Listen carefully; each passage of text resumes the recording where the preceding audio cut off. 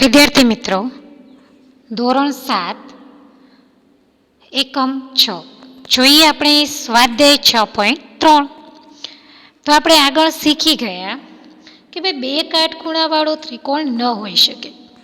ત્રિકોણ છે એ બે કાટખૂણાવાળો ન હોઈ શકે, બે ગુરુકોણવાળો ત્રિકોણ ન હોઈ શકે, બે લઘુકોણ ખૂણાવાળો પણ ત્રિકોણ હોઈ શકે.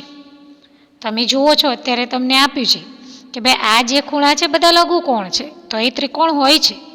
જ્યારે બે કાટખૂણા બને એવો ત્રિકોણ તો શક્ય જ નથી.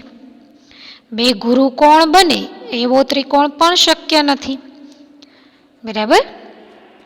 એટલે કે લઘુકોણ બને એવો ત્રિકોણ શક્ય છે, પરંતુ કાટકોણ કે ગુરુકોણ બે બને એવો કોઈ ત્રિકોણ શક્ય છે નહીં. આગળ વાત કરું તો કે 3 લઘુકોણવાળો ત્રિકોણ હોઈ શકે છે. 3 લઘુકોણવાળો પણ ત્રિકોણ તે તમે જુઓ છો કે ભાઈ આ જે ખૂણા છે 3 એ 3 કેવા છે? તો કે લઘુકોણ છે. તો તેઓ ત્રિકોણ પણ શક્ય છે. જેના ત્રણેય ખૂણા 60 અંશ કરતાં મોટા હોય તેવો ત્રિકોણ ન મળે. જેના ત્રણેય ખૂણા 60 અંશ કરતાં મોટા હોય તેવો ત્રિકોણ મળતો નથી. જેના ત્રણેય ખૂણા 60 અંશ હોય તેવો ત્રિકોણ મળે છે. જેના ખૂણા છે ભાઈ આ 60 અંશ છે, આ 50 છે, તો ચલો 60ની વાત કરીએ. તો આ જે છે કે ભાઈ 60 અંશના ખૂણા છે તો તેવો ત્રિકોણ શક્ય છે. પરંતુ ત્રણેય ખૂણા 60 અંશ કરતાં જો મોટા હોય તો તે ત્રિકોણ મિત્રો શક્ય નથી. જેના ત્રણેય ખૂણા 60 અંશ કરતાં નાના હોય તેવો ત્રિકોણ ન મળે. તો એ જ રીતે આપણે કેટલીક માહિતી દ્વારા સ્વાધ્યાય 6.3 સમજીએ. સ્વાધ્યાય 6.3. તો પહેલો દાખલો છે, નીચેની આકૃતિમાં અજ્ઞાત x નું મૂલ્ય શોધો. તમને કોઈ મૂલ્ય બે આપ્યા છે ભાઈ, 50 અંશ છે, 60 અંશ છે, પરંતુ x નું મૂલ્ય નથી. તો શું કરશો? તો કે x પ્લસ કેટલા બે માપ આપ્યા છે? તો કે 50 અંશ પ્લસ 60 અંશ બરાબર 180 અંશ. હવે આપણે શોધવાનું છે x નું માપ. તો x પ્લસ 50 અને 60 કેટલા થશે? તો કે 110 અંશ બરાબર 180. 180 ત્રણેય ખૂણાનો સરવાળો છે. હવે તો કે x બરાબર આગળની જેમ જ 180, ચલો 110 ક્યાં છે? તો કે ડાબી બાજુ, પ્લસ છે તો શું થશે? માઇનસ. તો x નું મૂલ્ય આવી ગયું તમારી જોડે. તો કે હા, 180 માંથી 110 બાદ કરો, 70 અંશ. તો x નું મૂલ્ય કેટલું છે? 70 અંશ. કેટલું છે? 70 અંશ.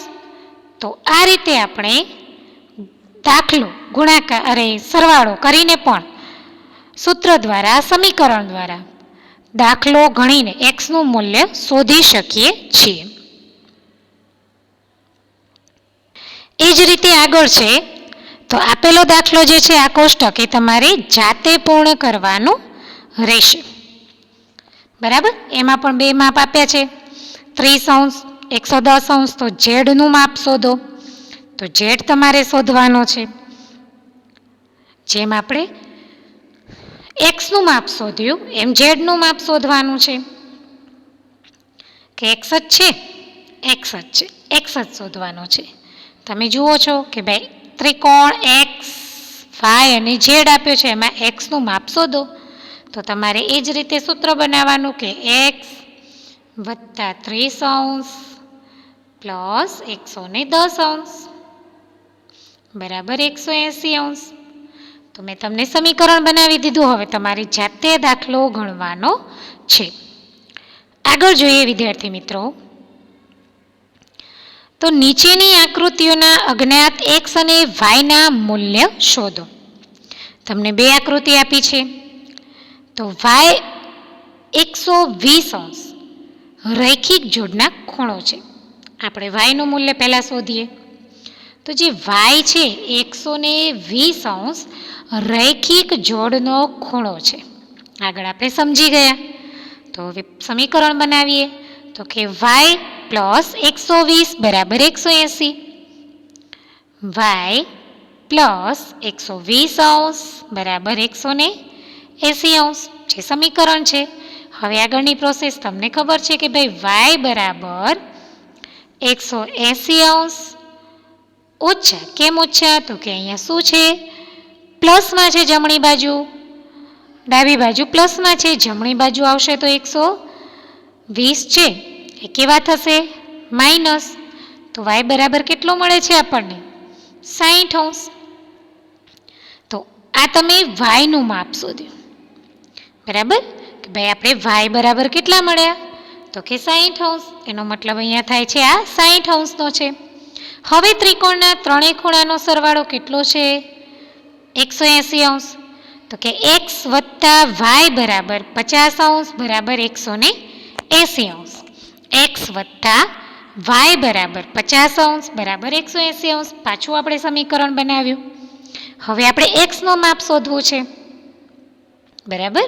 તો સમીકરણ બનાવીએ કે ભાઈ એક્સ વત્તા વાય બરાબર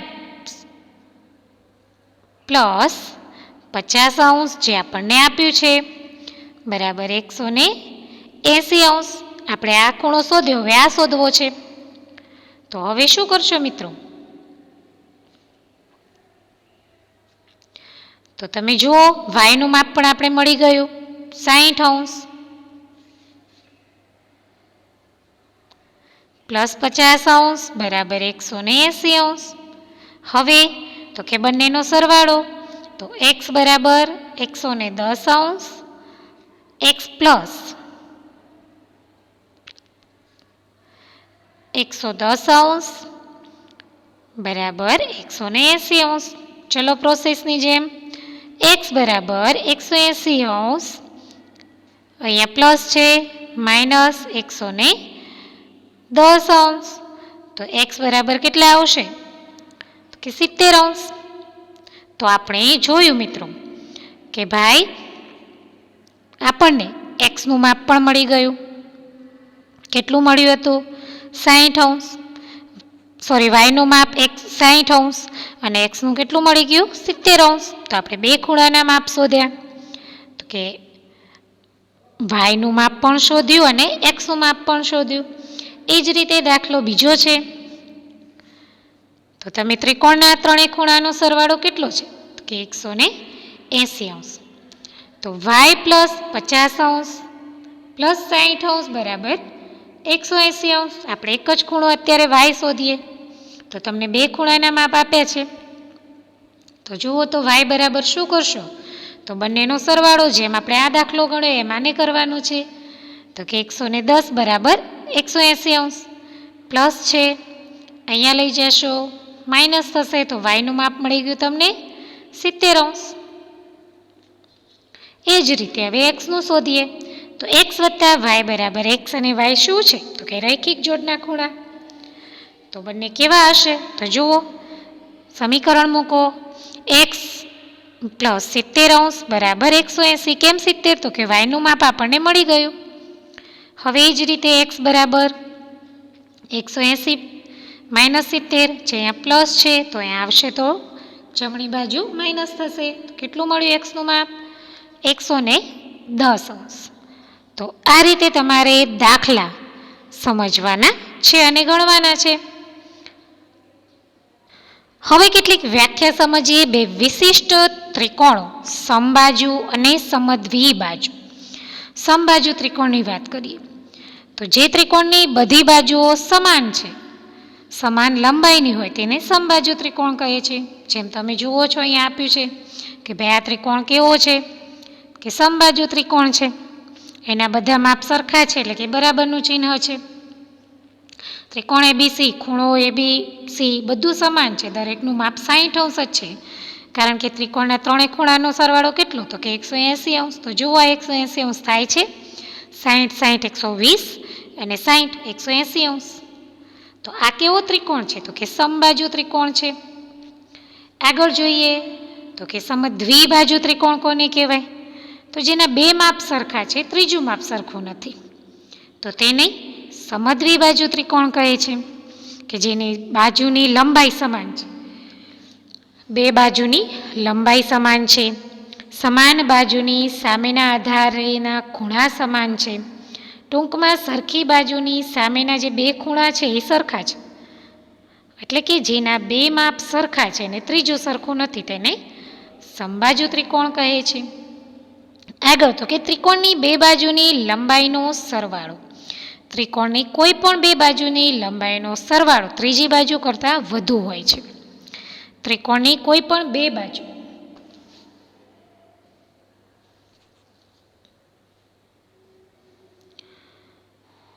લંબાઈનો તફાવત ત્રીજી બાજુ કરતાં ઓછો હોય છે. જે તમે કેટલાક ઉદાહરણ દ્વારા પણ સમજી શકો છો કે AB પ્લસ BC તો એના મોટા છે, એના કરતાં AC નાનો છે. બરાબર, એટલે કે આ બે માપ મોટા છે તો આ નાનો છે. એ જ રીતે આ બે માપ નાના છે તો આ મોટો છે. તો એ આપણે આગળ લેસ ધેન ગ્રેટર ધેન દ્વારા પણ સમજી શકીએ. આગળ જોઈએ, જેમાં જોઈએ પ્રયત્ન કરો. ત્રિકોણના બે ખૂણા 30° અને 80° છે તો ત્રીજા ખૂણાનું માપ શોધો. તો ધારો કે ત્રિકોણનો ત્રીજો ખૂણો x છે તો ત્રણેય ખૂણોનું માપ કેટલું છે? આપણે ધારી લીધું આપણે જે ખૂણો શોધવો છે તો એ x છે.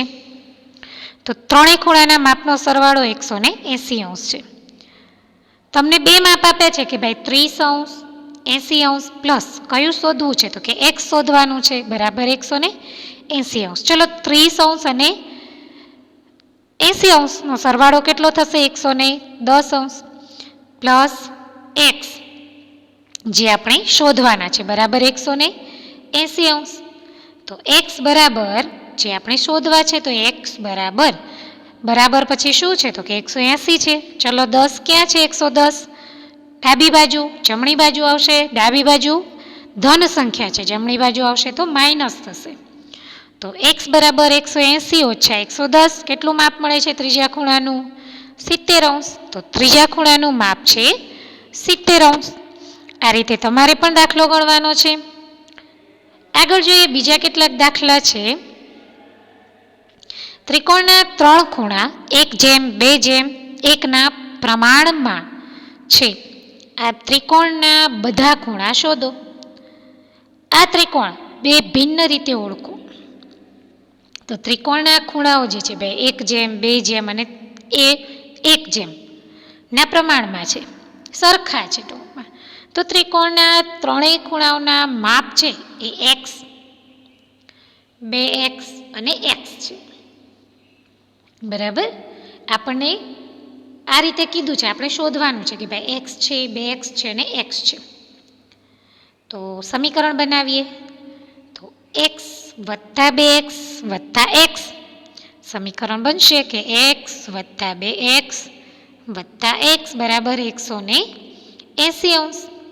હવે કેટલા x ભેગા થયા? તો કે 1, 2 અને બીજા 2 4 એટલે 4x બરાબર 180°. તો આપણો દાખલો થશે કે ભાઈ 4x બરાબર 180°. હવે x શોધવું છે તો x બરાબર 180.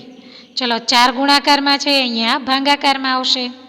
તો કેટલા થશે? તો ભાગાકાર કરશો તો x બરાબર 45° આવશે. x બરાબર 45° આવે છે. તો 2x બરાબર શું કરશો? તો મિત્રો 2x બરાબર x બરાબર માપ મળી ગયું 45°. હા, તો હવે 2x બરાબર 2 ગુણ્યા 45°. તો ત્રિકોણ સમદ્વિ બાજુ ત્રિકોણ છે અને કાટકોણ ત્રિકોણ પણ છે. 45 ગુણ્યા 2 કરો 90° આવે છે. તો બે માપ તો એના સરખા છે જ ભાઈ એક્સના. બીજું એક માપ અલગ છે.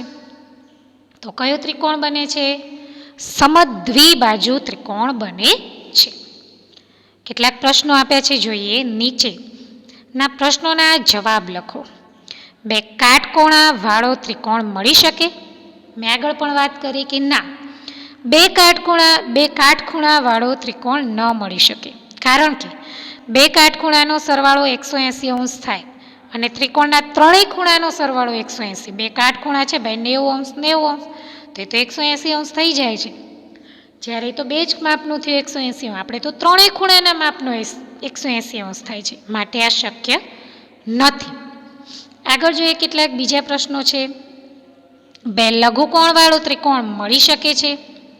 બે લઘુકોણ, તો કે હા, આપણે વાત કરી કે ભાઈ લઘુકોણ છે 3 હોય 2 હોય મળી શકે છે, કારણ કે બે લઘુકોણનો સરવાળો 180 થતો નથી અને ત્રિકોણના ત્રણેય ખૂણાના માપનો સરવાળો 180 થાય છે, માટે સંતોષકારક છે. પાછો કેટલું દરેક આકૃતિ આપી છે, એને ખૂણા એક્સનું માપ શોધવાનું છે. આપેલ દરેક ત્રિકોણ સમદ્વિબાજુ ત્રિકોણ છે, સરખી બાજુના માપ સામેના ખૂણાના માપ સરખા થાય છે? જોઈએ મિત્રો, તો પેલું છે એક્સ અને 40 સરખી બાજુ છે, તો સામેના ખૂણાનું પણ કેટલું હશે? એક્સ પણ 40° હશે. તો આ દાખલો પણ તમારી જાતે કે ભાઈ કેટલું હશે? કે 50° હશે. બરાબર. એ જ રીતે તમે જુઓ છો કે ભાઈ બે માપ કેવા છે? સરખા છે, બે એમાં સમદ્વિ બાજુ છે, એનો મતલબ બે માપ સરખા છે. તો એ બંને કેટલા થાય છે? તો કે 40°, અહીંયા 50°. એ જ રીતે તમારે સ્વાધ્યાય પોથીમાં આ દાખલા પૂર્ણ કરવાના છે અને વ્યાખ્યા પણ સમજવાની છે.